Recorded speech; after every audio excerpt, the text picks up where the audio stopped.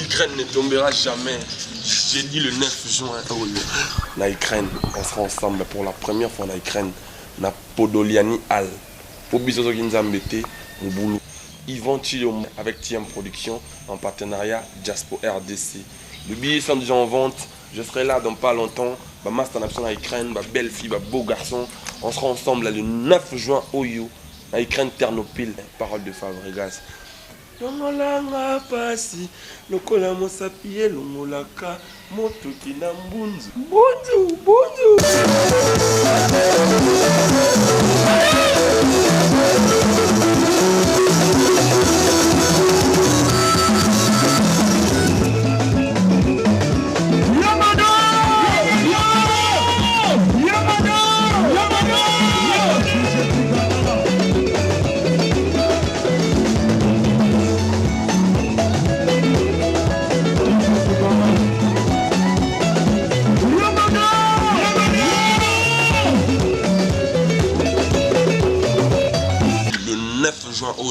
On sera ensemble avec moi, Fabregas, le métis noir, la Ukraine Ternopil, ça va Inda, on va Bina, on va Yemba ensemble, parole du maître.